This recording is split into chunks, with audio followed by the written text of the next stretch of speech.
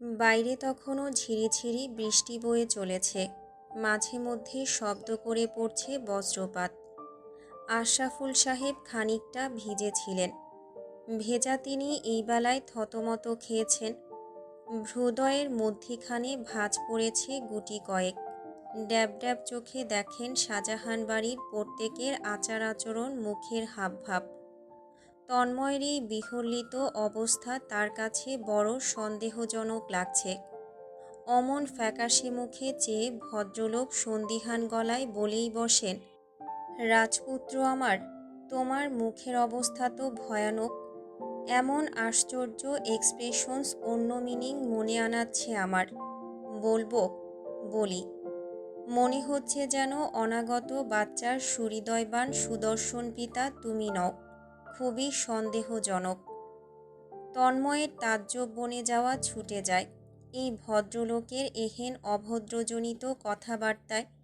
সে বিদ্যুৎ গতিতে ভদ্রলোকের বাক্যের মাঝেই ফোড়ন কাটে, অত্যন্ত বিরক্ত, তবে বেশ রাগিত গলাতেই। অবশ্যই আমার বাচ্চা, আমার বাচ্চা, আমার বউ, সবই আমার। শাহজাহান তন্ময়ের। আঙ্কেল, আপনি প্লিজ নিজের মুখের উপর দয়া করে একটু লাগাম টানুন। আশরাফুল সাহেব মুহূর্তেই বুকে কম্পন তুলে শব্দ করে হেসে ওঠেন। হাসির শব্দে কেঁপে ওঠে শাহজাহান বাড়ির লিভিং রুম। হেসে হেসে তিনি তন্ময়ের দিকে আমোদে এগোচ্ছেন। কাছাকাছি এসেই তন্ময়ের চওড়া কাঁধ থাপড়ে উৎসাহিত গলায় বললেন, এই তো, এই হচ্ছে তেজ। অমন এক্সপ্রেশন করে কি বোঝাতে চাচ্ছিলে, বোকা ছেলে? তুমি বাবা হতে যাচ্ছ। বাবা! বছর খানেকের মাথাতেই কোলে বাচ্চা নিয়ে ঘুরতে হবে ইয়াংম্যান। দিনরাত শুনতে হবে কান্নাকাটি, আর 3 বছরের মাথাতেই শুনবে পাপা ডাক। এই পৃথিবীর অন্যতম ভালোবাসার ডাক, আদরের ডাক। তোমার বাবা তো এখনো কাঁদেন, তুমি নরম স্বরে বাবা ডাকলেই। মোস্তফা সাহেব আর চোখে বন্ধুর দিকে কড়া দৃষ্টি নিক্ষেপ করেন। তা দেখার সময় কই আশরাফুল সাহেবের। তিনি আরও বলতে থাকেন, বাড়ি থেকে যখন কাজের জন্য বেরো, কাঁদে কে? বউ তো। তখন বউ বাচ্চা দুজনেই কাঁদবে। হা হা। তন্ময় নির্বিকার চোখে আশরাফুল সাহেবের প্রাণোচ্ছল হাসিটুকু দেখে কিছুক্ষণ। দীর্ঘশ্বাস ফেলে ঘুরে দাঁড়ায় মোস্তফা সাহেবের দিকে। মোস্তফা সাহেব তখন কান খাড়া করে শুনছিলেন, তবে অন্যদিকে ফিরে থেকে। এই যাত্রায় আর চোখে চাইতেই ছেলের চোখে চোখ পড়ে যায়। অপ্রস্তুত মোস্তফা সাহেব লক্ষ্য করেন ছেলেটা তারা নির্বিকার নেই। ওর চোখ মুখ গম্ভীর, তবে চোখের ভাষা ভিন্ন কিছু বলছে। মোস্তফা সাহেব বোঝেন, দাঁড়িয়ে পড়েন, ছেলের সামনাসামনি হন। ছেলেটার শারীরিক দুর্বলতা তখনও শোচনীয়। ভদ্রলোক একমাত্র ছেলের জন্য চিন্তিত। ছেলের গম্ভীর মুখের গভীর চোখজোড়া রক্তিম হয়ে উঠছে। লাল শিরা ভেসে উঠছে কালো মণির চারপাশে। মোস্তফা সাহেব মুহূর্তেই উতলা হন। কি হলো? তন্ময় প্রত্যুত্তর করে না, শুধু চেয়েই রয়। তার চোখের কোণ দৃশ্যমান রূপে ভিজে উঠছে। লম্বা নাকের পাটা দুটো কাঁপছে। মোস্তফা সাহেব ছেলের অন্যরকম এমন পরিবর্তনে আশ্চর্য হন, ব্যথিত হন, ব্যাকুল হন। কাঁধে হাত রাখেন খুবই সংকোচে। ডাকেন, এই তন্ময়। তন্ময় আচমকাই জড়িয়ে ধরে মোস্তফা সাহেবের বাহু। মোস্তফা সাহেব এক মুহূর্তের জন্য কিংকর্তব্য বিমূঢ় হলেও পর মুহূর্তেই আবেগে আপ্লুত হন। কিছুটা অপ্রস্তুত তিনি ভালো লাগার জোয়ারে ভেসে যান। নিজেও 2 হাত রাখেন ছেলের পিঠে। তন্ময়ের বন্ধ ডান চোখের কোণ বেয়ে গড়িয়ে যায় এক ফোঁটা অশ্রুজল। সে বিড়বিড় করে, আমি খুব খুশি বাবা, ভীষণ খুশি। আমার বাচ্চা আসছে, আমি বাবা হব। এই বাবা হবার আনন্দটুকু অনুভব করা আমার জন্য কি অন্যায় বাবা? আমার ওরও নিজেই তো বাচ্চা। মোস্তফা সাহেব দেখেন বাড়ির সবাই কাঁদছে। আনোয়ার সাহেবের চোখ দুটো রক্তিম। আঁচলে মুখ গুজে কাঁদছেন জবেদা বেগম। কেন কাঁদছে সবগুলো? আশ্চর্য। অথচ পরপর খেয়াল করলেন তার গালে উষ্ণ অনুভূতি। তিনিও কাঁদছেন। এই ছেলের উপর তার রাগারাগি করার কথা, অভিমান করার কথা, অথচ তিনি কাঁদছেন। মোস্তফা সাহেব এই মুহূর্তে শুধুই ছেলের বাবা, নিজ সন্তানের বাবা। ছেলের খুশি যেন সব কিছু। মিহিস্বরে অবলীলায় বলে বসেন, অন্যায় কেন হবে? আল্লাহ চেয়েছেন, তিনিই দিয়েছেন। আলহামদুলিল্লাহ। তন্ময়ও ভাঙা কণ্ঠে প্রত্যুত্তরে বিড়বিড় করে, আলহামদুলিল্লাহ। মোস্তফা সাহেব মৃদু হেসে ফেলেন চোখে জল নিয়েই। বলেন, কনগ্রাচুলেশনস টু ইউ মাই সান। আনোয়ার সাহেবকে আর চোখে দেখে তন্ময় বাবাকে ছেড়ে চাচার দিকে এগোতে চায়। পূর্বেই আনোয়ার সাহেব কাছে এসে জড়িয়ে ধরে সতর্ক করেন, কোনো রকমের মাফটাপ শুনতে চাই না। আমার তন্ময় আমার অরুর জন্য সব সময় ভালো চেয়ে এসেছে। আমি জানি, বিশ্বাস করি। আল্লাহ যা করেন ভালোর জন্যই করেন। মেয়েটা ছোট, অনেক যত্নে রাখবো আমরা। আর আপসেট হোস না বাবা। তন্ময় শান্ত হয়। বুকের পাহাড় সমান পাথরের ভার উঠে যায়। আনন্দে বড় করে শ্বাস টেনে নেয় ভেতরে। বেশ ফ্রি লাগছে তার নিজেকে। বাঁধভাঙা খুশিতে বুক ব্যথা করছে। অন্যদিকে একে একে পালাক্রমে সবাই তন্ময়কে জড়িয়ে ধরতে উতলা। আনোয়ার সাহেবের পর ওহি সাহেবও ভাইপুতকে জড়িয়ে ধরেছে। আকাশ এসে জড়িয়ে ধরেই আবেগে ভেসে বলে, থ্যাঙ্কস আমাকে চাচ্চু বানানোর জন্য। রবি ভাইয়ের সুরে সুর মেলায়, থ্যাঙ্কস আমাকে ফুপি বানানোর জন্য। আনোয়ার সাহেব ওহি সাহেব হেসে ওঠেন। মোস্তফা সাহেবের ঠোঁটেও এক টুকরো হাসি। জবেদা বেগম সুমিতা বেগম আড়ে আড়ে দুজন দুজনকে দেখে চোখ মুছে নাচলে। থমথমে পরিবেশ কেটে গেছে। দীপ্ত নিজেকে ছাড়া পেয়ে যেন আকাশ ছুঁয়ে নিয়েছে।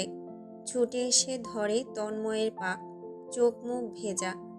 তন্ময়ের গায়ে লেপ্টে গিয়ে আদুরে গলায় বলে, বড় ভাইয়া, আমি ভয় পেয়েছি, বুক ধড়ফড় করছে। প্লিজ ভালো হয়ে যাও তাড়াতাড়ি। তন্ময় ঝুঁকে বাচ্চা বাচ্চা মুখটা দুই হাতে মুছিয়ে দেয়। গম্ভীর তবে মিহিস্বরে বলে, আমি ঠিক আছি, কিচ্ছু হয়নি। দীপ্ত নাক টেনে আতঙ্কিত কণ্ঠে বলে, অনেক রক্ত তোমার গায়ে। মোস্তফা সাহেব মুহূর্তেই বিচলিত হন। আপাদমস্তক ছেলেকে দেখে ফের পেরেশানিতে পড়েন। সোফায় গিয়ে বসে শাহজাহান বাড়ির ইমোশনাল মেলোড্রামা দেখতে থাকা বন্ধুকে ধমকে ওঠে, তোকে ডেকে এনেছি আমার ছেলেকে দেখতে, ওকে একটু দেখ। আশরাফুল সাহেব মিয়ে গিয়ে দ্রুত কাছে ডাকেন তন্ময়কে। তন্ময় পাশে গিয়ে বসে। বাবার দিকে চেয়ে অসহায় গলায় বলে, আমি ঠিক আছি, মাথায় আর হাতে চোট পেয়েছি, ব্যান্ডেজ করিয়েছি ওষুধ লাগিয়ে। মোস্তফা সাহেবের বাবা মন মানে না সেই কথা। তিনি অসন্তুষ্টি প্রকাশ করেন। তোমার চাচা একটু দেখে দিক, প্রবলেম তো হচ্ছে। তন্ময় অসহায় হয়ে বসে রইল। আশরাফুল সাহেব চেক আপ করে যাচ্ছেন। তিনি ব্রিফকেস এনেছিলেন সাথে করে। তন্ময় আর চোখে চাইল উপরে। খুব করে দেখল ফাঁকা করিডোর। তারপর আশরাফুল সাহেবের মুখে চেয়ে পরিষ্কার তবে আগ্রহী গলায় জানতে চাইল, অরুকে কেমন দেখলেন চাচা? আশরাফুল সাহেব আশ্বস্ত করেন নরম কণ্ঠে, আলহামদুলিল্লাহ ভালো, সম্ভবত 2 মাসের প্রেগনেন্ট। আগামীকাল হসপিটাল নিয়ে এসো, কিছু চেক আপ করতে হবে, ওর প্রতি দ্বিগুণ যত্নশীল হতে হবে। এই তো আর আমার বলতে হবে না, তুমি এভাবেই ওকে খুব যত্নে রাখো, সাথে বাড়ির বাকিরাও। তাই আর ওসব বলছি না আমি। তন্ময় মাথা দোলায়, আরও কিছু প্রশ্ন করতে চায়। ওই সময় পিনপতন নীরবতা ভেঙে দোতলার দরজা কেউ খোলে। নূপুরের ধ্বনি এসে ছুঁয়ে যায় কানের পাশটা। তন্ময় বিচলিত হয়, তাকায় নিজের দিকে। সে শার্ট খুলে দূরে ছুঁড়ে ফেলবে এতটুকু সময় তাকে দেওয়া হয় না। অরু উচ্ছ্বসিত কদমে সিঁড়ি বেয়ে নেমে আসছে। সাদা কামিজ পরনে, নূপুরের ধ্বনি ছড়িয়ে পড়েছে সবখানে। ওকে এভাবে নামতে দেখে সবাই শ্বাস বন্ধ করে চেঁচিয়ে ওঠে, সাবধানে। অরু চমকে ওঠে। বেচারির মুখ হঠাৎ এতগুলো চিৎকারে থতমত খেয়ে ওঠে। তন্ময় দাঁড়িয়ে পড়েছে। বিচলিত অরু এবেলায় দেখে লম্বাটে তন্ময়কে। মাথায় ব্যান্ডেজ, গায়ের শার্টে রক্ত, প্যান্ট ধুলোবালিতে মেখে আছে, বিধ্বস্ত মুখ। অরুর বিস্ফোরিত চোখের পাতার পলক পড়ে না। অস্পষ্ট স্বরে সে ডাকে, তন্ময় ভাই। তন্ময় ঘাবড়ে যায় সেই ডাকে। শিরদাঁড়া বেয়ে শিহরণ ছুটে যায়।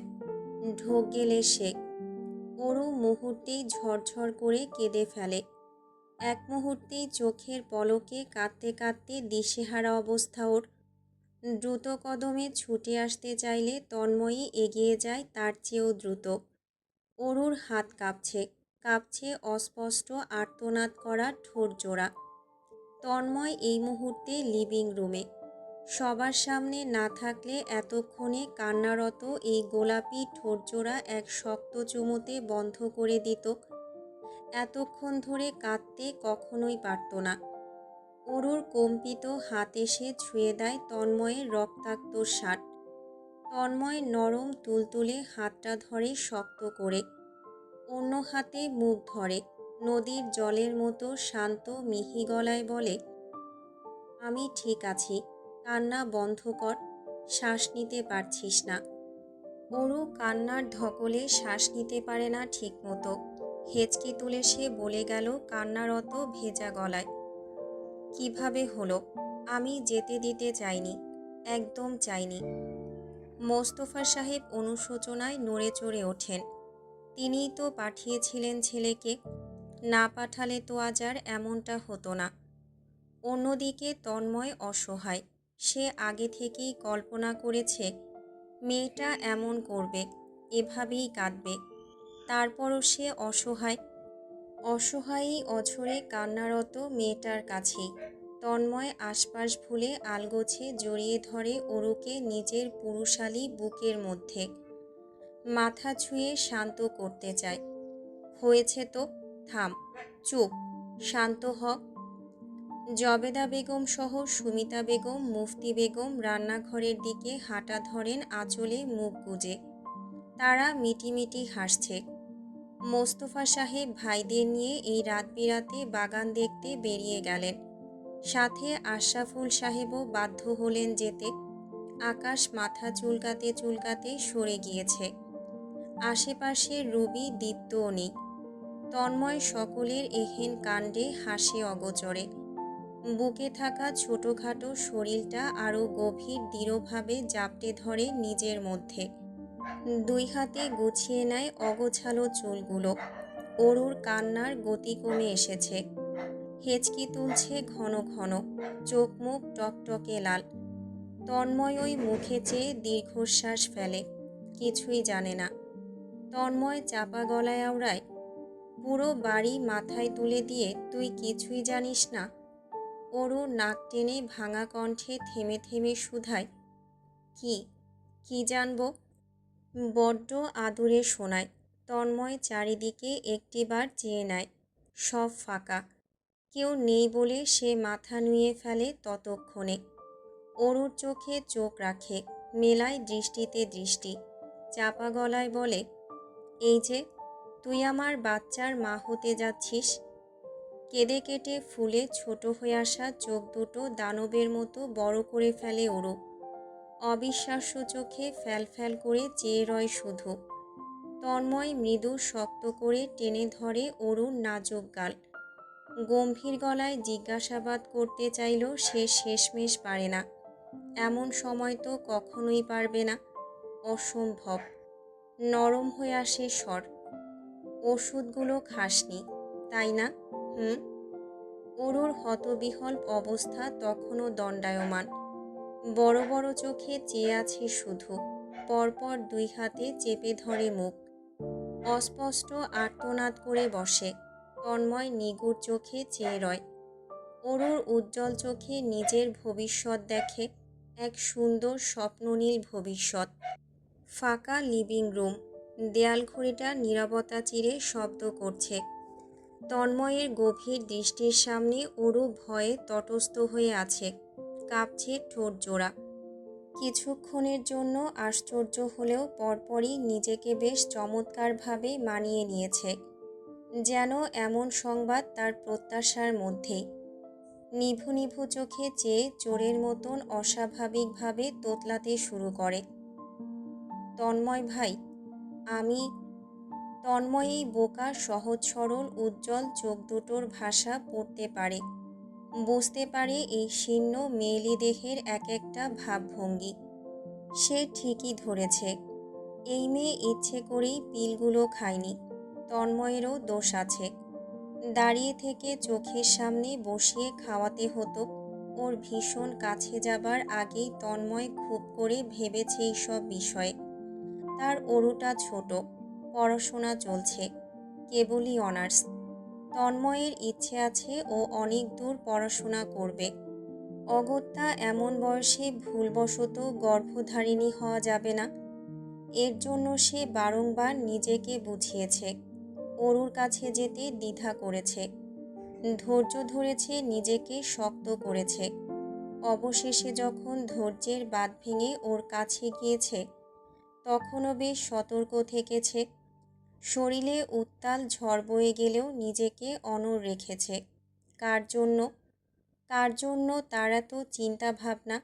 কার জন্য সে এত ভেবেছে, এতটা ত্যাগ স্বীকার করেছে? অথচ যাকে সে চারদিক হতে হেফাজতে রাখতে ব্যস্ত, সে নিজেই লাফিয়ে গিয়ে খাদে পড়ে বসে আছে। এখন তন্ময় রাগ হবে না, তার হওয়া দরকার। কিন্তু সে পারছে না, আসছে না। বাবা হওয়ার এই অসহ্যকর সুখময় অনুভূতি তাকে রাখতে দিচ্ছে না। আর এই সুখ যার মাধ্যমে পেয়েছে তার উপর রাগ কি আদতেও সম্ভব? তন্ময়ের পক্ষে অন্তত নয়। অরু গভীর দৃষ্টির সামনে নত হয়ে ফের কুণ্ঠিত স্বরে ডাকে, তন্ময় ভাই। এমন ঘটনা ঘটিয়ে এমন সময়ে এমন সম্বোধন শুনে তন্ময় আশ্চর্য না হয়ে পারে না। হৃদয়ের মধ্যিখানে চারপাচেক ভাঁজ পড়ে। এমনি তো ওর এই ডাক তন্ময় পুরোপুরি অগ্রাহ্য করার চেষ্টা করে। এখন এই কাণ্ড ঘটার পরও এই মুহূর্তেই আবার কেন এমন সম্বোধনেই ডাকা লাগবে ওকে? তন্ময় কদম বাড়িয়ে অরুর ঘনিষ্ঠ হয়, মাথাটা ঝোঁকায় অরুর সামনে, কানের খুব কাছে কণ্ঠ খাদে নামিয়ে বেশ চাপা তবে গম্ভীর স্বরে শুধায়, পেটে আমার বাচ্চা নিয়ে তুই আমায় ভাই ডাকছিস? অরু সতর্ক হয়, দিশেহারা হয় ওর দৃষ্টি। ঠোঁটে ভিজিয়ে থাকা বোকাভাবে একবার তাকিয়ে নেয় তন্ময়ের গম্ভীর মুখে। অনিশ্চিত ভীতু ধীর স্বরে পাল্টা শুধায়, তাহলে কি ডাকবো? ফায়াজ ফাইজার বাবা? তন্ময় কিংকর্তব্য বিমূঢ় হয়, নড়ে চড়ে ওঠে তার অভিনীত চোয়াল। মুখটা হাঁ হয়ে আসে সামান্য। পর মুহূর্তেই মুখ বন্ধ করে নিজেকে চট করে সামলে নিয়ে হতবিহ্বল কণ্ঠে জিজ্ঞাসাবাদ করে, ফায়াজ ফাইজা কে? অরু আরও ঘাবড়ে ওঠে, সতর্ক ভঙ্গিতে মিনমিনে গলায় বলে, আমাদের মেয়ে হলে ফাইজা আর ছেলে হলে ফায়াজ। আমি ভেবে রেখেছিলাম আর কি। শেষের দিকের কথাগুলো অরুর জড়িয়ে আসে, ভয়ে বেচারি চুপসে যাচ্ছে। চোরা চাহনিতে ঘন ঘন চাইছে তন্ময়ের মুখের দিকে। তন্ময়ের সুগভীর দৃষ্টির সামনে নুয়ে পড়ছে ধীরে ধীরে। তন্ময়ের প্রত্যুত্তর না পেয়ে ফের শুষ্ক ঠোঁটজোড়া ভিজিয়ে নেয়।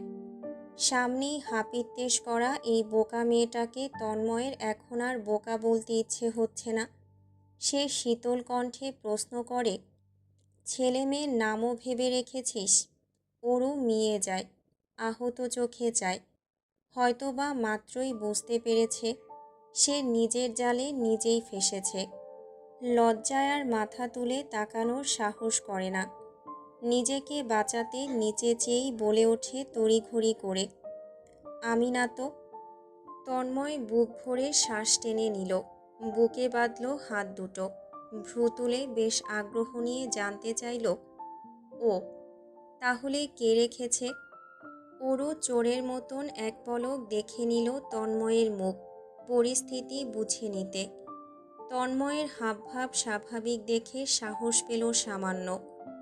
চোখ খুলে মুহূর্তেই মিথ্যে বলতে থাকলো, অজ্ঞান হলাম না। তখন স্বপ্নে দেখলাম দুটো বাচ্চা এসে অনুনয় করে বলছে তাদের নাম যেন ফায়াজ ফাইজা রাখি।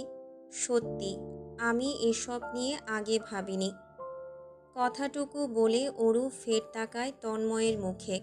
তন্ময় তখন হাসি চেপে মুখ গুরুগম্ভীর করে রেখেছে। একচিত্তে শুধুই চেয়ে আছে অরুর সুশ্রী মুখে। অরু হাঁসফাঁস করছে প্রত্যুত্তর না পেয়ে।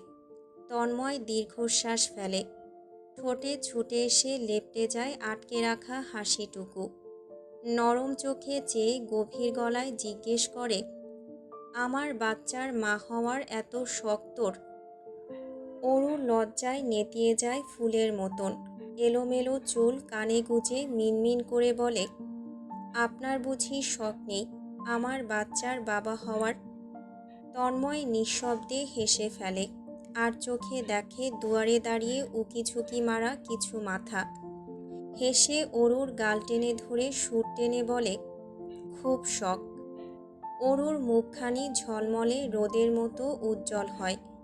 রাতের আকাশের তারা ভাসে চোখে।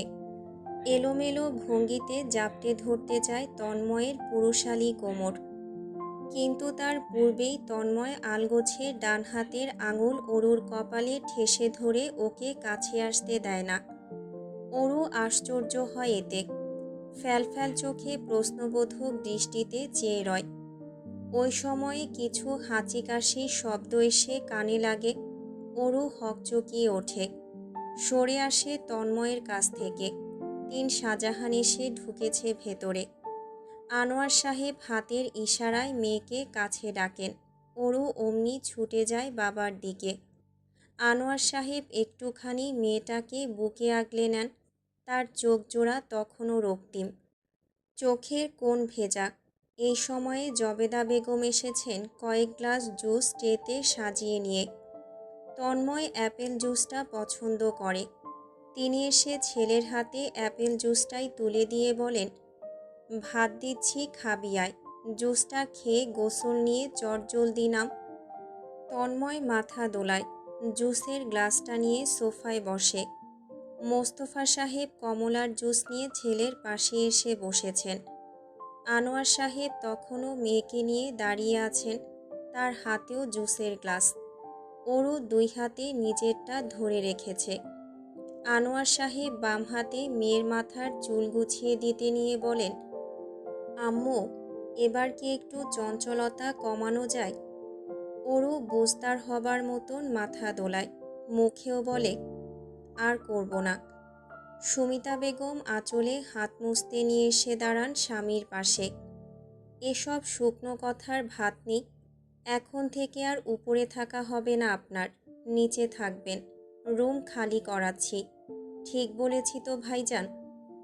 মোস্তফা সাহেব সহমত প্রকাশ করেন, ঠিক বলেছ। নিচের রুম আগামীকালই খালি করাতে হবে। তোমার ভাবিকে নিয়ে কি করবে না করবে গুছিয়ে নাও। ভদ্রলোক থেমে ফের ছোট ভাইয়ের উদ্দেশ্যে বলেন, হ্যাঁ রে আনোয়ার, হাসপাতালে যেতে হবে না সকাল সকাল? আনোয়ার সাহেব মেয়েকে সাথে নিয়েই ভাইয়ের পাশে গিয়ে বসলেন। প্রত্যুত্তরে বলেন, জি ভাই, সকাল সকাল বেরিয়ে পড়ব।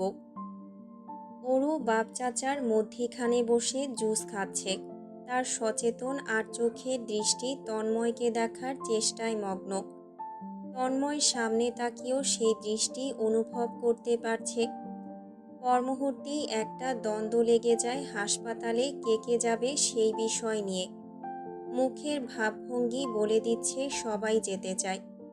এখন গোটা শাহজাহান পরিবার নিয়ে তো আর হাসপাতালে যাওয়া যাচ্ছে না, কেমন দেখাবে? তন্ময় ভেবেই মুচকি হাসে। এই মুহূর্তে এই ক্ষণে তার মনে হচ্ছে জীবন সুন্দর, ভীষণ সুন্দর। এর চেয়ে সুন্দর আর কিছু হতেই পারে না। শাহজাহান বাড়িতে অন্যরকম এক পরিবর্তন এসেছে। সেই পরিবর্তনটুকু তন্ময় উপলব্ধি করতে পারছে পরিবারের সবার মধ্যে। পূর্বে তাদের বিয়েটা নিয়ে সকলের মধ্যে চাপা এক উত্তেজনা সৃষ্টি করেছিল, যা খুব সন্তর্পণে তারা গোপন করে রেখেছিল। আজকাল আর তা গোপনে নেই। সকলে উৎসাহের সহিত নিজেদের ভাবনাগুলো অকপটে ব্যক্ত করছে। আজকের ব্যাপারটাই বলা যাক। তন্ময় অফিস ব্যাগ সহ নেমেছে ব্রেকফাস্ট করতে। খেয়ে দিয়ে বেরুবে অফিসের উদ্দেশ্যে। ডাইনিংয়ে এসে চেয়ার টেনে বসেছিল ঠিক অরুর পাশেই। অরুর পাশের চেয়ারটা আজকাল সব সময় ফাঁকা থাকে। এই বাড়ির অনেক বড় এক রুলস হয়ে দাঁড়িয়েছে এই ফাঁকা চেয়ারটা। এটাতে তন্ময়ী বসবে এবং অরুর পাশেই বসবে। অন্যদিকে অরু ঘন ঘন তাকিয়ে আর চোখে দেখে যাচ্ছে। তন্ময় সেই দৃষ্টি সব সময়ের মতো উপেক্ষা করে। মুফতি বেগম ডাইনিং ভর্তি সবার সামনেই গদগদ গলায় হঠাৎ করে বলে বসলেন, তন্ময় আর অরুকে পাশাপাশি কি ভালো লাগে দেখতে। আমারই তো নজর লেগে যাবে। রুবি বেশ উৎসাহিত গলায় মায়ের সুরে সুর মেলায়। বছরের মাথায় দুজনের মধ্যে ফুটফুটে বাচ্চাও থাকবে। কি কিউট। দীপ্ত চিন্তিত গলায় প্রশ্ন ছড়ে, আমাদের বাবু সোনার কি হব আমি, মামা নাকি চাচ্চু? মোস্তফা সাহেব শব্দ করে হেসে ওঠেন। পালাক্রমে হাসেন বাকিরাও। অরু লজ্জায় কাত হয়ে গেলেও তন্ময় বেশ নির্বিকার। সে নিজের মতো হাত বাড়িয়ে দুধের গ্লাসটা অরুর দিকে এগিয়ে দিয়েছে। পানির কাচের জগটা থেকে গ্লাসে পানি ভরে ওর হাতের কাছেই রেখেছে। দুটো টিস্যু খুব নিপুণভাবে অরুর হাতে গুজে দিয়েছে। এসব বাড়ির লোকজন নিত্যদিন দেখেও অভ্যস্ত হননি। প্রতিদিনের মতন মুগ্ধ হন। সুমিতা বেগম পরম মমতায় ধরা চোখে চান তন্ময়ের দিকে। স্বেচ্ছায় তাকে রুটি ভাজি বেড়ে দিতে নিয়ে বলেন, তুই খা বাবা, এই ধিঙ্গি মেয়েটাকে এত মাথায় তুলিস না। তন্ময় প্রত্যুত্তরে নিঃশব্দে হাসে। অরু মায়ের দিকে অভিমানী দৃষ্টি ফেলে।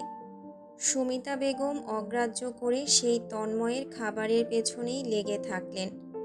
মোস্তফা সাহেব খেয়ে উঠেছেন। টিস্যু দিয়ে মুখ মুছতে নিয়ে হেসে অরুকে শুধান, কি খেতে ইচ্ছে হচ্ছে মামুনি, কি নিয়ে আসবো? অরু গদগদ গলায় বলে, চাচ্চু, আমি স্ট্রবেরি ফ্লেভারের আইসক্রিম খাবো। তন্ময় কাট গলায় বাদ সাধে, ঠান্ডা খাওয়া যাবে না। মোস্তফা সাহেবের সঙ্গে তন্ময়ের মতামত সচরাচর মেলে না। দুজন কথা কাটাকাটি করতেই ব্যস্ত থাকে। তবে এই ব্যাপারে মিলে গেল। মোস্তফা সাহেব ছেলের সঙ্গে একমত হয়ে বলেন, মামুনি, ঠান্ডা খাওয়া যাবে না, অন্য কিছু বলো। ওরও হাপুস নয়নে চেয়ে কিছুক্ষণ ভেবে বলে, চাচ্চু, ট্রিপল ডিম দিয়ে মোগলাই খাবো ঝাল ঝাল। বলতে বলতে অরু জল জল চোখে চেয়ে রয়। জবেদা বেগম রান্নাঘর ছেড়ে তড়িঘড়ি করে বেরিয়ে বলেন, এসব আবার হোটেল থেকে আনতে হবে কেন? আমি এক্ষুনি বানিয়ে দিচ্ছি। বাড়িতে সবই আছে, কতক্ষণ লাগবে আর? উল্টো আমার হাতেরটা ওই হোটেলের থেকেও মজার হবে দেখিস। আকাশ রুটি চিবোতে চিবোতে বুকের পাটা টান টান করে বলে, আমাকে গতকাল রাতে বলেছে মোমো খেতে চায়। আমি রাতে ফেরার পথে তা নিয়ে আসব। তন্ময় উদাস ভঙ্গিতে বাড়ির সবার কীর্তিকলাপ দেখে গেল। স্বামী হিসেবে স্ত্রী কি খেতে চায় এনে দেবার দায়িত্ব ছিল তার। কিন্তু এই বাড়িতে সেই অধিকার থেকে সে বঞ্চিত। সবাই লাইন ধরে আছে কে কি আনবে। আনোয়ার সাহেব তো এক ফাঁকে মেয়েকে চাপা স্বরে বলে গেছেন, আম্মু, আমাকে ফোন করে জানিও কি খাবে, বাবা ফেরার পথে নিয়ে ফিরব। ওরও বাধ্য মেয়ের মতো হেসে মাথা দুলিয়ে বলেছে, বিকেলেই বলে দেব। আনোয়ার সাহেব হাসি মুখে ভাইদের সাথে বেরিয়ে গেলেন। তন্ময় ডাইনিং ছেড়ে উঠে দাঁড়ালো ব্যাগ হাতে। ওরও উৎসুক চোখে চেয়ে আছে। তন্ময় জানে কেনই উৎসুক হাবভাব। সবাই জিজ্ঞেস করুক, এতে তার মন ভরবে না। তন্ময়কেও জিজ্ঞেস করতে হবে মহারানী কি খাবেন। অবশেষে কাছে এসে অরুর মাথায় হাত ছুঁয়ে নরম কণ্ঠে শুধোয়, কি খেতে ইচ্ছে হয়, কি আনবো? অরু হাপুস নয়নে চেয়ে বলে, খেতে না, ঘুরতে যেতে ইচ্ছে করছে। তন্ময় হাত ঘড়িতে নজর বোলায়, আজ তার 4টা মিটিং আছে, দ্রুত ফিরতে হলে 2টো ক্যান্সেল করতে হবে। বিকেলে তৈরি থাকিস। অরু খুশিতে আত্মহারা, 2 হাতে সংকোচ নিয়ে জড়িয়ে ধরে তন্ময়ের বাম হাত। তন্ময় আর চোখে শুধু চায়, কিছু বলে না বলেই সাহস করে অরু সেভাবেই দুয়ারের দিকে এগোতে শুরু করে। পেছন থেকে দুজনকে দেখে আঁচলে মুখ গুজে হাসেন বাড়ির 3 গিন্নি। 3জনই রান্নাঘর থেকে উকি দিয়ে আছেন। ফেব্রুয়ারি মাস, শুক্রবার, আজ 14 তারিখ, ভালোবাসা দিবস। তন্ময় বসে আছে বাগানে। সকালের মিঠা ঝলমলে রোদ্দুর এসে ছুঁয়েছে বাগানের ফুলগুলো। প্রজাপতি উঠছে, মিহি বাতাস বইছে, পাখিরা ডাকছে। সহনীয় রোদ এসে পড়েছে তন্ময়ের মুখেও। কোলে ল্যাপটপ, হাতে চায়ের কাপ। মাত্রই জবেদা বেগম দিয়ে গিয়েছেন তার আর অয়নের জন্য। পাশেই অয়ন বসে চা খাচ্ছে আমোদে। আজ অয়ন সাবিহা বেড়াতে এসেছে সকাল সকাল। মোস্তফা সাহেব ভাইদের নিয়ে বাজারে গিয়েছেন। মেয়ে জামাই এসেছে। রান্না বান্নার একটা তোড়জোড় আছে না? অরুকে নিয়ে সাবিহাকে বেরিয়ে আসতে দেখা গেল এই সময়ে। অরুর হাত ধরে রেখেছে শক্ত করে। অরুর 5 মাস চলছে। এর দৃশ্যমান রূপে বড়। তাকে সিঁড়ি বাইতে দেওয়া হয় না, একা কোথাও ছাড়া হয় না। সবার নজরবন্দি এক প্রকার, বিশেষ করে তন্ময়ের। তন্ময় আজকাল অফিসে বেশিক্ষণ থাকে না, চেষ্টা করে বাসায় সবটা কাজ করে ফেলার। এই বছর সে কোনো ব্যবসায়ী কাজে ঢাকার বাইরে যাবে না বলে জানিয়েছে। এতে অবশ্য মোস্তফা সাহেব খুশি হয়েছেন। তন্ময় মাথা তুলে দেখে হন্তদন্ত কদমে আসতে চাওয়া ছোটোখাটো রমণীকে। অরুর চঞ্চলতা কমে এসেছে বললে ভুল হয়। সে চঞ্চল হতে পারছে না। বাড়ির সকলের তার উপর 1000 খানেক নিষেধাজ্ঞা জারি করা আছে। তন্ময়ের শীতল দৃষ্টি দেখে অরু হাঁটার গতি কমায়। কচ্ছপের মতো ধীর পায়ে হেঁটে যাওয়ার প্রচেষ্টা করে। এতে তন্ময় সন্তুষ্ট হয়। দৃষ্টি ফিরিয়ে নিয়ে ফের অয়নের সাথে আলাপে মগ্ন হয়। তবে অন্যমনস্কভাবে একাংশ মনোযোগ অরুর উপর রয়েই গেল। অরু কাছাকাছি এসে মুগ্ধ গলায় অয়নের উদ্দেশ্যে বলল, অয়ন ভাইয়া, আপনি কত রোমান্টিক, কি সুন্দর আপুকে ফ্লাওয়ার বুকে এনে দিয়েছেন। অয়ন আর চোখে তন্ময়ের দিকে চেয়ে ফাঁকা হাসল। প্রত্যুত্তরে তার বলার সাহস নেই যে, অরু, তুমি চাইলে আমি কিনে দিতে পারি তোমাকেও একটা। নির্ঘাত তন্ময় চোখ দিয়ে তাকে ভস্ম করে দেবে। অগত্যা অয়ন চুপ রইল। সাবিহা হাসছে। অরু আর চোখে চায় তন্ময়ের প্রতিক্রিয়া দেখতে। কোনো ভাবান্তর না দেখে ঠোঁট ফোলায়। গিয়ে বসে তন্ময়ের পাশেই, তবে হাল ছাড়ে না। ফের বলে, আমাকে দেখাবে ওই ফুলের তোড়াটা? কি ফুল? গোলাপ? সাবিহা হাসিটুকু গিলে নেয়। বলে, অনেকগুলো ফুলের মিশেলে বানানো ছিল। অরু ফের হাপিত্যেশ করে ওঠে মুগ্ধ গলায়। অয়ন ভাইয়া কত রোমান্টিক। অয়ন ঢোক গেলে মনে মনে অরুকে আচ্ছা রকম বকে, তাকেই কেন ফাঁসাতে হবে। অয়ন তন্ময়ের কঠিন দৃষ্টির সামনে আলগোছে উঠে দাঁড়ায় চায়ের কাপ নিয়ে। অজুহাত ধরে বাড়ির ভেতর চলে যায়। সাবিহাও হাসতে হাসতে চলে যাচ্ছে। অরু মুখ ফুলিয়ে তাকায় তন্ময়ের দিকে। তন্ময় চেয়েছিল বলে মেয়েটা হকচকিয়ে ওঠে সামান্য। পিটপিট করে চোখ দুটো। মিনমিন করে বলে, এভাবে তাকাচ্ছেন কেন? মিথ্যে তো বলিনি, সত্যিই তো বললাম। তন্ময় স্বাভাবিক গলায় বলে, আমার চেয়ে না। অরু ভেংচি কাটে। তন্ময় ঠোঁটে ঠোঁট টিপে হাসিটুকু গিলে ফের বলে, আমার চেয়ে রোমান্টিক না, প্রমাণ তো সামনেই আছে। ওরও আশ্চর্য হয়ে চতুর্দিকে দৃষ্টি ঘুরিয়ে বলে, কই, কিসের প্রমাণ? কিছুই তো দেখি না। তন্ময় তাকায় অরুর পেটের কাছটায়। অরুও দৃষ্টি অনুসরণ করে নিজের পেটে তাকায়। ফুলো পেটে কিসের প্রমাণ? অরু অবুঝের মতো কিছুক্ষণ পলক ফেলে পর মুহূর্তেই আশ্চর্যে দাঁড়িয়ে যায়। তাকায় তন্ময়ের চোখে। তন্ময় তখন ভ্রু তুলে তাকিয়ে আছে। মাহিন শব্দ করে হেসে ডেকে বলে, এই যে ফায়াজ ফাইজার বাবা, ভালো আছেন? মন মেজাজ ভালো? দিনকাল কেমন যাচ্ছে? তন্ময় ঘুরিয়ে কেবলই সিগারেট ঠোঁটে চেপে ধরেছে।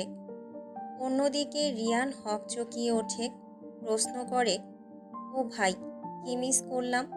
ফায়াজ ফাইজাকে? মাহিন হাসতে হাসতে বলে, কে আবার?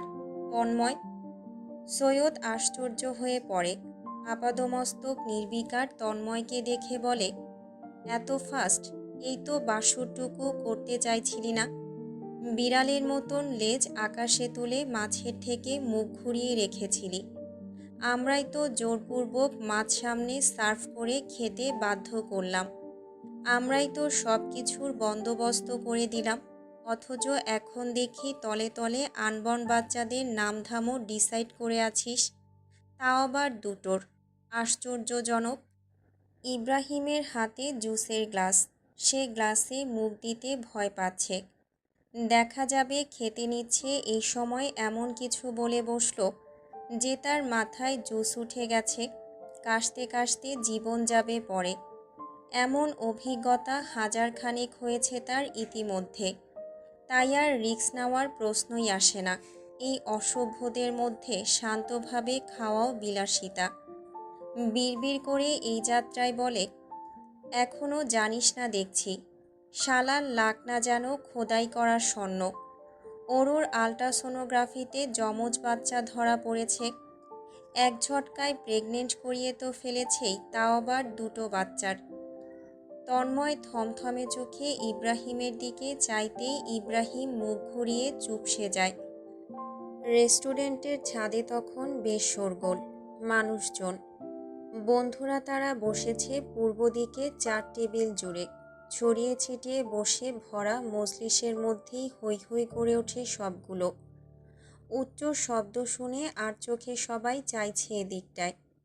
তন্ময় দীর্ঘশ্বাস ফেলে, শুধায়, তোরা বাসায় যাবি না?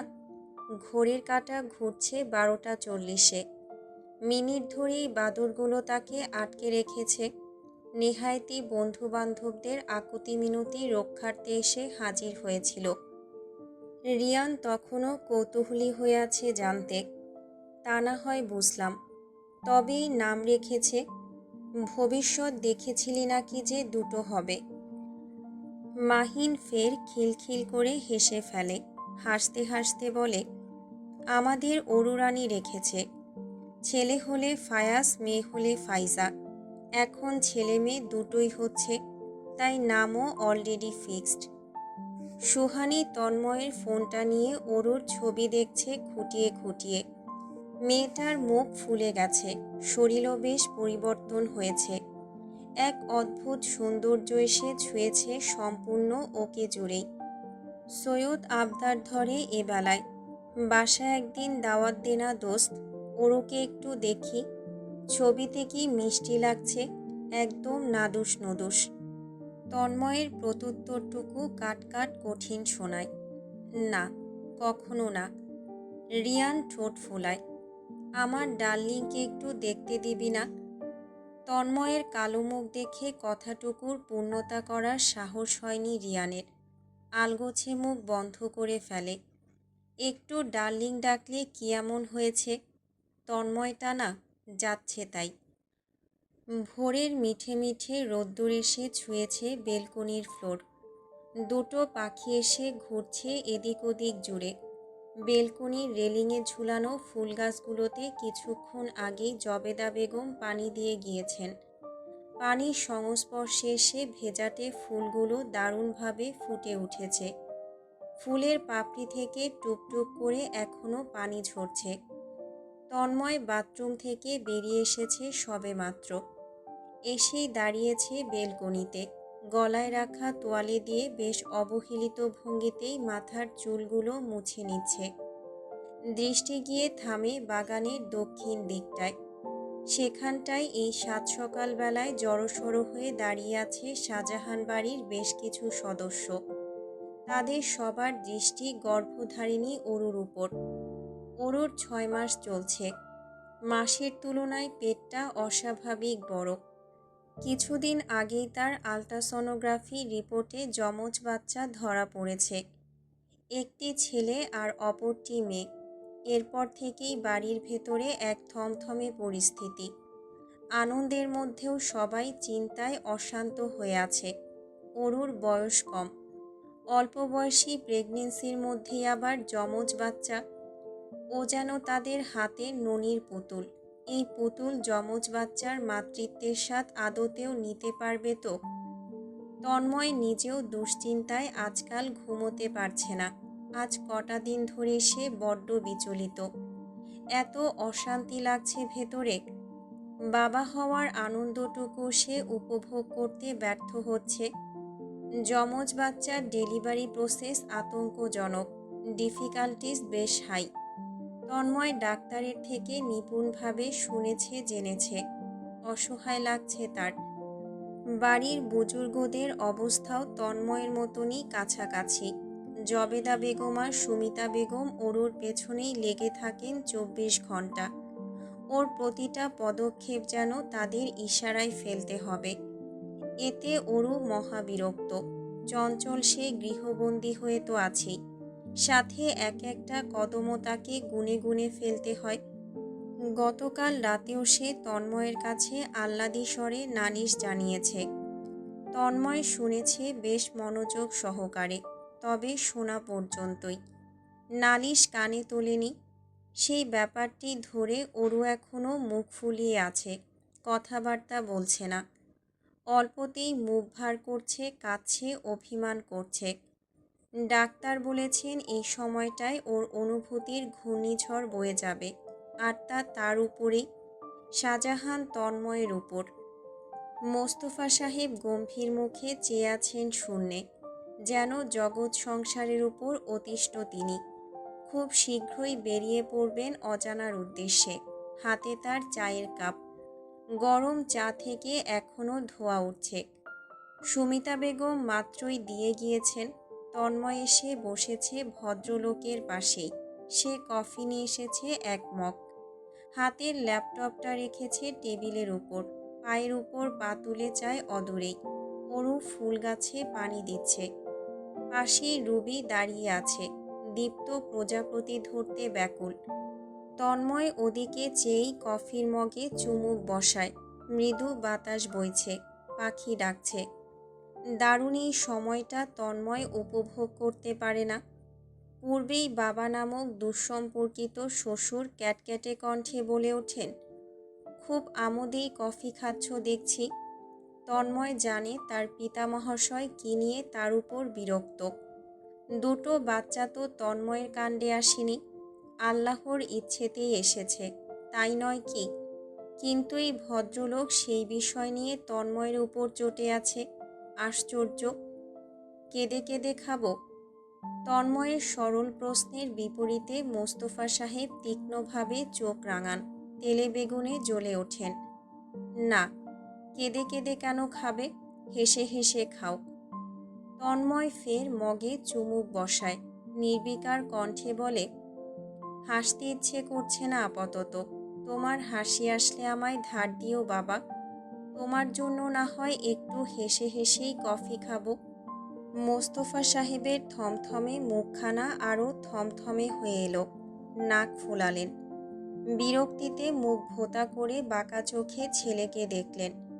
তন্ময় যেন বাবার ওই ধারালো দৃষ্টি দেখেও দেখল না। ভদ্রলোককে সুযোগ দিলেই তাকে পেয়ে বসবে। মোস্তফা সাহেব মিনমিনে গলায় আওড়ালেন, দামড়া ছেলে, তুমি কিচ্ছুটি কি বোঝো নাই? গাফিলতির দেখো কি পরিণাম দাঁড়িয়েছে। তন্ময় যেন শুনেও শোনে না। তবে প্রত্যুত্তর করবে না করেও করে বসে শেষমেশ। তুমি দাদা হচ্ছ। মোস্তফা সাহেবের কথাটুকু বুঝতে সময় লাগে। গুরুগম্ভীর মুখে কিছুক্ষণ ছেলের উদাস মুখপানে চেয়ে রয়। অবশেষে তিনি হনহনিয়ে উঠে চলে গেলেন। পিতা নামক দুঃসম্পর্কিত শ্বশুরকে বিরক্ত করে তন্ময়ের মন ভালো হয়ে আসে অনেকাংশে। সে বেশ আরাম করে কফিতে চুমুক বসাতে বসাতে অরুকে দেখে। মেয়েটা মরে যাওয়া ফুল নিয়ে হাহুতাশ করছে। রুবি সান্ত্বনার বুলি আওড়াচ্ছে। এই যাত্রায় ফিরে যায়। তন্ময়ের চোখে চোখ পড়তেই মুখ ভেঙায়। মাথা ঘুরিয়ে ফের ফুল দেখতে ব্যস্ত হয়। ও কি জানে ওভাবে মুখ ভেঙালে তন্ময়ের ভেতর কিছু একটা হয়। তছনছ হয়ে যায় ভেতরটা। জানে, জানে না, জানার কথাও না। অরুর জন্য সিঁড়ি ঘরের রুম ফাঁকা করা হয়েছে। কমাস ধরে এই রুমেই সে থাকে। তন্ময়কেও ঘুরে ফিরে এই রুমেই পাওয়া যায়। আজও ব্যতিক্রম নয়। অরু বিছানার অন্য পাশে গিয়ে গাল ফুলিয়ে বসে আছে। রাতের খাবার খায়নি এখনো অবধি। ঘড়ির কাঁটা ঘুরছে ৯টায়। তন্ময় হাত ঘড়ি খুলে রাখতে নিয়েই ডাকে, অরু, খেতে আয়। অরু আরও ঘুরে বসে, পিঠ দেখিয়ে ওড়ায়, খাবো না। তন্ময় ওর দিকে এগোতে নিয়ে শুধায়, কেন খাবি না? অরুর প্রত্যুত্তর বাঁকা, আপনার জানা লাগবে না। তন্ময় এসে দাঁড়ায় অরুর সামনে। গাল দুটো রক্তিম হয়ে আছে। ফুলো ফুলো গাল দুটোকে আবার কেমন ফুলিয়ে রেখেছে টমেটোর মতন। চুলে তেল দিয়ে দুটো বিনুনি গেঁথে দিয়েছে জবেদা বেগম। দেখতে বাচ্চা বাচ্চা লাগছে। আর এই বাচ্চার পেটেই তার নাকি দুটো বাচ্চা। ভাবতেই তন্ময়ের মেরুদণ্ড বেয়ে শিহরণ ছুটে যায়। সেই অনুভূতি বড্ড অদ্ভুত। তার পুরো পৃথিবীটাই যেন শুধু ওর সামনে এসে থমকে গেছে। সে পকেট হাতড়ে পায়েলের বক্সটা বের করে। কিনেছিল গতকাল রাতে ফেরার পথে। মেয়েটা অভিমান করে কাছেও আসেনি, দেবার সুযোগও হয়নি। এবারে এসে তন্ময় বসে অরুর পাশেই। বক্স থেকে পায়েলটা বের করে আলতোভাবে অরুর পাটা বিছানায় রাখে। পায়েলটা পরিয়ে দেয় খুব যত্নের সাথে। অরু ফ্যাল ফ্যাল করে চেয়ে আছে। চোখে কত শত প্রশ্নের বাণ। সেই প্রশ্নের বাণ এড়িয়ে তন্ময় ফের উঠে দাঁড়ায়। আর একটা কথাও বলে না। হঠাৎ করেই কোমর বেঁকিয়ে অরুকে পাজা কোলে তুলে নেয়। অরু হকচকিয়ে ওঠে, অস্পষ্ট আর্তনাদ করে। দ্রুত জাপটে ধরে তন্ময়ের গলা। সে কত ভারী। এই ভারী মানুষটা কিভাবে তুলতে পারে? তন্ময় ইতোমধ্যে এগোতে শুরু করেছে দরজার দিকে। অরু প্রথমে আশ্চর্য হয়। রুম থেকে বেরোতে দেখে বিচলিত হয়ে ওঠে। কই যাচ্ছেন? নামান নামান, বাইরে সব্বাই আছে তো। তন্ময় কি শুনল? বোধহয় না। খুব ধীর স্থির কদমে এগোতে থাকলো নিজের মতোই। অরু চোখ মুখ আতঙ্কে লজ্জায় বুজে নিয়েছে। শক্ত করে ধরেছে তন্ময়ের গলা। লিভিং রুমে উপস্থিত সকলের মুখ তখন হা হয়ে আছে। মোস্তফা সাহেবের হাত থেকে বাদাম পড়ে গিয়েছে। আনোয়ার সাহেব থতমত চেহারায় চেয়ে আছেন। তন্ময় কোথাও চায় না। সোজা ডাইনিংয়ে এসে চেয়ারে বসিয়ে দেয় অরুকে। জবেদা বেগম বেকুবের মতো দাঁড়িয়েছিলেন এহেন দৃশ্যে। তন্ময় বলে, ওকে খেতে দাও। যেন হুঁশ আসে জবেদা বেগমের। তিনি আমতা আমতা করেন, ও হ্যাঁ, দিচ্ছি দিচ্ছি, তুইও বস। ওরও মাথা নত করে রেখেছে। রীতিমতো লজ্জায় মেয়েটা এইটুকুন হয়ে আছে। তন্ময় পাশের চেয়ার টেনে বেশ সাবলীলভাবেই বসে খেতে। আগ বাড়িয়ে অরু প্লেট উল্টে দেয়। অথচ পেছনে অনেকগুলো চোখ বড় বড় চোখে তাদের দুজনকেই দেখছে। অরুর প্রেগনেন্সির ৮ মাস। শরীরের তুলনায় পেটখানা তার অসম্ভব বড়। বড় পেটের কারণে হাঁটা চলা তো দূরের বিষয়। মেয়েটা আরাম করে শুতে অবধি পারে না। কোনো রকম একপাশ হয়ে শুয়ে থাকতে হয় সারাটি রাত। অথচ বিছানা জুড়ে ঘুমের ঘোরে পায়চারি করা মেয়ে মানুষ তন্ময় হাপুস নয়নে প্রিয়তমার অস্বস্তি কষ্ট দেখে, পীড়া অনুভব করে। সে পীড়া অনুভব করে তা অরু হয়তোবা বোঝে, তাই তো কোনোভাবেই খারাপ লাগা জাহির করতে চায় না। চঞ্চল থাকতে চায়, হাস্যোজ্জ্বল থাকতে চায়, বোঝাতে চায় সে মোটেও খারাপ নেই, দিব্যি আনন্দে আছে। এতেও তন্ময় খুব অসহায় অনুভব করে। তার অরুর এত বুঝদার হওয়া ভালো লাগছে না। এত বুঝতে কে বলেছে ওকে? এই সময়েও কেন তার কথা ওই পুচকে মেয়েটার ভাবতে হবে? ওর খারাপ লাগলে কাঁদুক, তন্ময়কে জ্বালাক পোড়াক জানাক, এই তো সে চায়, খুব করে চায়। এই যে ও কিছু মাস ধরে শান্তিতে ঘুমোতে পারছে না। ঘুমের ঘোরে একটু নড়তে চড়তে গেলে অসুবিধা হয়, ব্যাস অমনি ঘুম ভেঙে যায়। আর বাকিটা রাত ঘুম আসে না ওর, নির্ঘুম কাটে। তন্ময়েরও ঘুম ভেঙে যায়। সে অবশ্য ওর চিন্তায় ঠিকঠাক ঘুমাতেও চায় না, ইচ্ছে হয় না। অরুর পাশে বিছানার হেডবোর্ডে হেলান দিয়ে বসে ল্যাপটপে কাজ করছে তন্ময়। কাজের ফাঁকে ফাঁকে আর চোখে ঘুমন্ত অরুর উপরও নজর রাখছে। ওর ওঠার সময় হয়ে এসেছে। তাড়াতাড়ি ঘুমিয়ে এই মাঝরাতে উঠে বসে থাকার বদঅভ্যেস করে রেখেছে। আজ রাতের খাবার সেরে একটু হেঁটেছিল, এরপর ঘরে এসেই ঘুমিয়ে গিয়েছে। দেয়াল ঘড়ির কাঁটা ঘুরছে রাতের 1:45।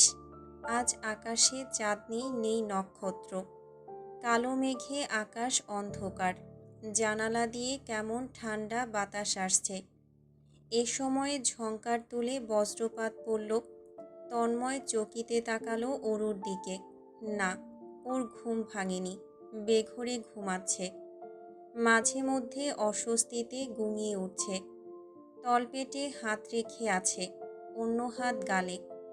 তন্ময় কিছুক্ষণ নীরবে বড্ড নিভৃতে অরুর মুখখানি দেখে। আগের তুলনায় স্বাস্থ্য হয়েছে সামান্য। গাল দুটো ভরাট, কি ভীষণ মিষ্টি দেখায় আজকাল। অন্যরকম সৌন্দর্য বহন করছে ওর অস্তিত্ব জুড়ে। তন্ময় হাত বাড়িয়ে অরুর অবাধ্য চুলগুলো মুখ থেকে সরিয়ে কানে গুজে দেয়। মুখ থেকে হাত নামিয়ে আলগোছে ওর তলপেটে হাত রাখে, বুলিয়ে দেয়। অরুর পেট বুলিয়ে দেওয়া তার অন্যতম এক অভ্যেস হয়ে দাঁড়িয়েছে। অভ্যেসটা অবশ্য অরুই করিয়েছে তাকে। হঠাৎ করে এসে বলতো, তন্ময় ভাই, বাবুদের ছুঁয়ে দিন তো একটু, ওরা ওদের বাবার স্পর্শ চায়। তন্ময় দীর্ঘশ্বাস ফেলে। এমন মুহূর্তে ওর মুখের ভাই ডাকটা পৃথিবীর অন্যতম হাস্যকর সম্বোধন। তন্ময় অসহায় গলায় তখন বলে, এক মুখে আমায় ভাই ডাকছিস, আবার তোর পেটের বাচ্চাকে আমায় বাবা ডাকাচ্ছিস, তোর কমন সেন্স কোথায়? ওরও মিয়ে যায়। দাঁত দিয়ে জিহ্বা কামড়ে মিনমিনিয়ে গলায় বলে, ফায়াজ ফাইজার বাবা, বাবুদের ছুঁয়ে দিন না। তন্ময় ওকে কোলে বসিয়ে উঁচু পেটটা ছুঁয়ে দিত, চুমু খেত, ভীষণ আদর করত। এখন তাকে আর বলতে হয় না। সে দিনে অগণিতবার অরুর পেটে হাত বুলিয়ে দেয়। সেদিন ঘরের দুয়ারে এসে দেখে অরু নিজের পেট দুই হাতে ধরে নরম গলায় গল্প করছে। তন্ময়কে দেখতে পেতেই হাতের ইশারায় কাছে ডেকে উত্তেজিত গলায় বলে, একটা বাবু মাত্রই কিক করলো। কে কিক করতে পারে বলুন তো? ফায়াজ নাকি ফাইজা? তন্ময় কিভাবে জানবে কে লাথি দিয়েছে? তার তো জানার কথা না। ওদিকে অধীর আগ্রহে চেয়ে থাকা প্রেয়সীকে হতাশ করতে ইচ্ছে হয়নি তার। অরুর চোখে চেয়ে দিন দুপুরে মিথ্যে বলেছিল ফায়াজ। অরু গদগদ গলায় বলে, আসুন, ছুঁয়ে দেখুন কিভাবে কিক করছে, একদম আপনার মতো এনার্জেটিক। তন্ময় আর এনার্জেটিক? আদতেও এই কথা বিশ্বাস করার মতন? তন্ময় এগিয়ে গিয়ে পাশে বসে অরুর পেটে হাত রাখে। তখনই বাচ্চা ফের কিক করে। তন্ময় স্পষ্ট একটা নতুন জীবনের উপস্থিতি পায়। সেই অনুভূতি ভাষায় ব্যক্ত করার মতো নয়। আজও সে অরুর পেট ছুঁয়ে বাচ্চাদের উপস্থিতি অনুভব করার প্রচেষ্টা চালায়। এ সময়ে ফের বজ্রপাত ঘটে। আশেপাশেই ঘটেছে বোধহয়। জানালা খোলা থাকায় খুব জোরালো হয় বজ্রের ধ্বনি। অরু নড়ে চড়ে ওঠে। তন্ময়ের হাতটা শক্ত করে দুই হাতের মধ্যে। আড়মোড়া চোখ মেলে চায়। তন্ময়কে দেখে ঠোঁট ফুলিয়ে বিড়বিড় করে, খেতে ইচ্ছে করছে। তন্ময় ল্যাপটপ বন্ধ করে। অন্য হাতে অরুর চুল বুলিয়ে দিয়ে শুধায়, কি খেতে ইচ্ছে করছে? অরু বলে না, বরং প্রশ্ন করে, কয়টা বাজে? তন্ময় সময় বলতেই অরু কিছুক্ষণ নীরব থাকে। চিন্তিত গলায় বলে, কিছু খেতে ইচ্ছে করছে না। ঘুমাচ্ছেন না কেন? এত রাত হয়েছে আর আপনি এখনো জেগে। আসুন, ঘুমান। বাইরে বুঝি বৃষ্টি শুরু হয়েছে। ঝিরিঝিরি বৃষ্টির ধ্বনি শোনা যাচ্ছে। ঝুম হয়ে বৃষ্টি এই নামবে বলে। তন্ময় অরুর গাল ছুঁয়ে জিজ্ঞেস করে, কি খেতে ইচ্ছে করছে? অরুর সদ্য ঘুম ভাঙা মুখ অসহায় দেখালো। বড় হতাশ হয়ে জানালো, রসমালাই, কিন্তু আমি খেতে চাচ্ছি না। বিশ্বাস করুন, বাচ্চারা খেতে চাচ্ছে। তন্ময় হেসে ফেলে। সেই হাসি দেখে অরু হাপুস হুপুস করে, লজ্জা পায়। নিজের কথাটুকু প্রমাণ করতে বলে, ওদেরকে জিজ্ঞেস করুন, ওরাই বলবে আমি নির্দোষ। বলতে বলতে অরু উঠতে চায়। তন্ময় দুই হাতে উঠে বসতে সাহায্য করে। অরুর গায়ের ম্যাক্সি হাঁটুর উপরে উঠে আসে। তন্ময় নরম হাতে ছায়া মিক্সি ঠিক করে দিয়ে বলে, আমার বাচ্চারা খেতে চেয়েছে যেহেতু আমি তাদের বানিয়ে খাওয়াবো। তাদের মাকে তো একবার বানিয়ে খাইয়েছিলাম, ভুলে গেছে? অরু মুহূর্তেই তন্ময়ের বুকে হামলে পড়ে। দুই হাতে জড়িয়ে মুখ লুকিয়ে বিড়বিড় করে জানায়, আমাকে কিনে এনে দিলে মোটেও ভালো হতো না। আমি খুব অভিমান করতাম, খুব। তন্ময় নিঃশব্দে হাসে। অরুর চুলগুলো গুছিয়ে নিতে নিয়ে বলে, দিনের 24 ঘন্টার 20 ঘন্টাই তো অভিমান করে থাকিস। অরু প্রত্যুত্তরে আরও গভীরভাবে জড়িয়ে ধরে তন্ময়ের পুরুষালী কোমর। বড় করে ঘ্রাণ শুকে নেয় তন্ময়ের শরীরের। তন্ময়ের বুকে যেই শান্তি পায় সে তা পৃথিবীর কোথাও পায় না। এই জায়গাটাই তার সব কিছু। অরুর আস্ত পৃথিবী এই বুক। বাতি বন্ধ লিভিং রুমের রান্নাঘরের। সবাই ঘুমাতে চলে গিয়েছে। রাত তো কম হয়নি। তন্ময় বাতি জ্বালালো। এসে দাঁড়ায় রান্নাঘরে। সেবার ইউটিউব দেখে রান্না করেছিল। এবারও সে ইউটিউবে রসমালাই বানানোর ভিডিও ছেড়ে কিছুক্ষণ দেখল। উপকরণগুলো আগে জড়ো করতে হবে। প্রথমে ফ্রিজ থেকে দুধ নামিয়ে ভিজিয়ে রাখল। এরপর রান্নাঘরের কাবাট খুলে উপকরণ খুঁজতে থাকল। নীরবতা চিরে টুংটাং ধ্বনিতে মুখরিত চারিপাশ। এ সময় কারো উপস্থিতি অনুভব করে তন্ময়। পিছু চেয়ে আশ্চর্য না হয়ে পারে না। মোস্তফা সাহেব আগ্রহী বদনে দাঁড়িয়ে আছেন। হালকা কেশে প্রশ্ন করেন চাপা স্বরে, কি করছো? তন্ময় ফের ব্যস্ত হয় নিজের কাজে। বলে, অরু রসমালাই খেতে চাচ্ছে, তাই বানাবো। মোস্তফা সাহেব আনন্দে আপ্লুত হলেন। চটপট বেসিনে হাত দুটো ধুতে গেলেন। হাত দুটো ফটাফট ধুয়ে এসে বললেন, একা করতে পারবে না, দেরি হবে, আমিও সাহায্য করি। বলতে বলতে তিনি নিপুণ দৃষ্টিতে তন্ময়ের ফোন নিয়ে রসমালাই বানানোর রেসিপিটা দেখে নিলেন। বিজ্ঞের মতো বলেন, দুধটা চুলোতে বসিয়ে দিই আগে, এটা অনেকক্ষণ জাল দিতে হবে, তারপর না হয় ডো বানানোর কাজে লাগবো। মোবাইলটা রেখে মোস্তফা সাহেব দুধের প্যাকেট কেটে ঢেলে নিলেন পাতিলে। তন্ময় তখনও এক এক করে উপকরণ খুঁজে খুঁজে এক জায়গায় জড়ো করছে। ব্যস্ত দুজন হঠাৎ কারো উপস্থিতি পেয়ে পিছু ফিরে দেখে আনোয়ার সাহেব দাঁড়িয়ে, চোখে চশমা, হাতে বই। ভদ্রলোক ঠান্ডা পানি খেতে এসেছেন। বড় ভাই এবং ভাইপোকে রান্নাঘরে ব্যস্ত দেখে আশ্চর্য গলায় সুধান, কি করছেন ভাইয়া? মোস্তফা সাহেব আনন্দিত গলায় ঘোষণা দেবার ভঙ্গিমায় জানায়, অরু রসমালাই খেতে চেয়েছে, রসমালাই বানাচ্ছি। মুহূর্তেই আনোয়ার সাহেব বিচলিত হলেন। বইটা পাশে রেখে হাত দুটো ধুতে গেলেন বেসিনে।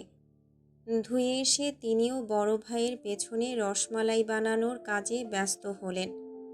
তন্ময় আশ্চর্য না হয়ে পারে না। নির্বাক তাকে মোস্তফা সাহেব কাজ ভাগ করে দিলেন। তন্ময় দীর্ঘশ্বাস ফেলে নীরবে হেসে ভাগে পড়া কাজটুকু করতে থাকে। রান্নাঘরের টুংটাং শব্দ মিহিস্বরে রসমালাই বানানোর আলোচনার মধ্যে অরু ধীর পায়ে এসে হাজির হয় লিভিং রুমে। সে এসেছে তন্ময়ের রসমালাই বানানো দেখতে।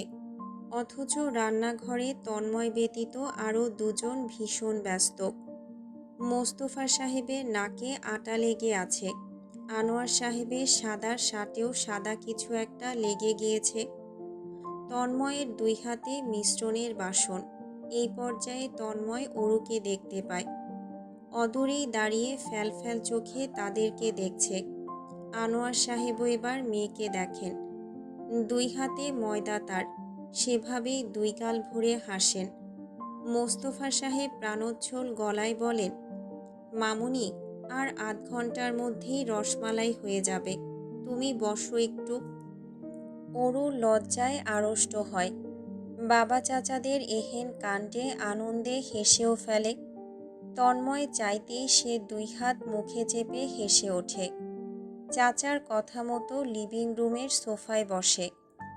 দেখা গেল কিছুক্ষণের মধ্যে জবেদা বেগম সুমিতা বেগম এসে হাজির হলেন।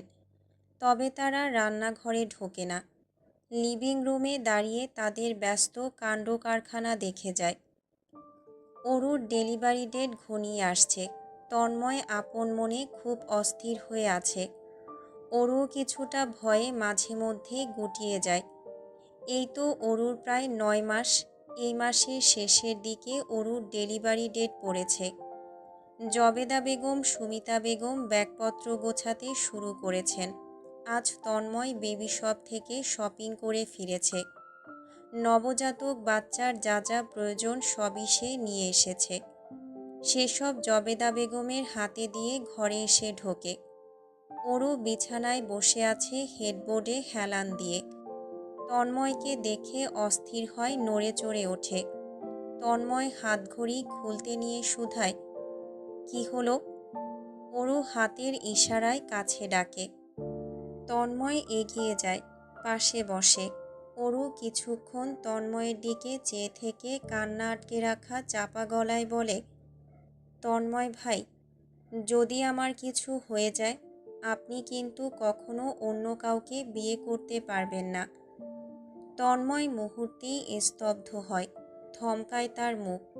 চোয়াল তৎক্ষণাৎ শক্ত হয়। এক ভয়ঙ্কর বিশ্রী অনুভূতির তাণ্ডবে লণ্ডভণ্ড হয় ভেতরের সব কিছু। অরু বোধহয় বুঝতে পারে সে ভালো কিছু বলেনি, কিন্তু তাকে কিছু বলতেই দেয় না তন্ময়। জাপটে ধরে নিজের বুকের মধ্যে। বিড়বিড় করে তন্ময়, দ্বিতীয়বার এইসব কথা তোর মুখে শুনলে আমি তোকে। তন্ময় শেষ করতে পারে না বাক্য। সে থেমে যায়। অরু ঘাবড়ে যায়, গুটিয়ে যায় তন্ময়ের বুকে।